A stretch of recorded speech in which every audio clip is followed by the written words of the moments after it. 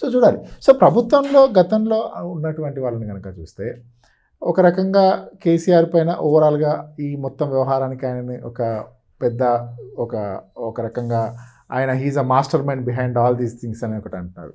So ఏదో రకంగా కేటీఆర్ని లాగేటువంటి ప్రయత్నం చేస్తూ ఉన్నారు, ఏదో రకంగా కవితను లాగేశారు. సో సంతోష్ను కూడా ఆల్మోస్ట్ ఏదో కేసులో ఇరికిచ్చారా, లేకపోతే అది నిజం జరిగిందా వేరే విషయం, కానీ సంతోష్ పైన కూడా ఒక కేసు అయినటువంటి పరిస్థితి. సో ఇంకా చూస్తే హరీష్ రావు ఒక్కడు సేఫ్గా కనపడుతున్నాడు. ఈజ్ రియల్లీ సేఫ్ అండి. అంటే దీంట్లో సిచ్యువేషన్లో ఈ వ్యవహారంతో ఆయన ఎందుకు అడుగుతున్నానంటే హరీష్ రావుతో మీరు చాలా సన్నిహితంగా ఉంటారు కాబట్టి. సో ఈజ్ ఆల్ టుగెదర్ వీళ్ళందరితో తీసి పక్కన పెట్టేటువంటి మనిషి అంటారా, లేకపోతే ఈ పాపంలో భాగస్వామి అంటారా ఆయన కూడా? అవన్నీ ప్రభుత్వం చేయాలి. ఎవరెవరికి ఏమేమి ఇన్వాల్వ్మెంట్ ఉన్నది, ఏం తప్పులు చేసిండ్రు, ఏం ఒప్పులు చేసిండ్రు, విచారణ చేయించాలి ప్రభుత్వం కదా. మాలాంటి ఎట్లా చెప్తాం చెప్పండి.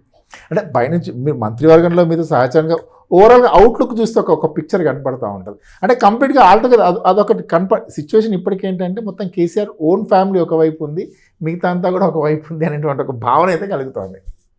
ఒకటి ఏంటంటే చిన్న రాష్ట్రం ఇది, ఏ పని జరిగినా ఏంటంటే ముఖ్యమంత్రి గారి ప్రమేయం లేకుండా ఉండదు. ఇక్కడ ముఖ్యమంత్రి గారి అదుపాజ్ఞల్లో కన్సల్ట్ జరుగుతుంది తప్ప ముఖ్యమంత్రి గారిని వచ్చేసి చేసే పరిస్థితి ఉండదు.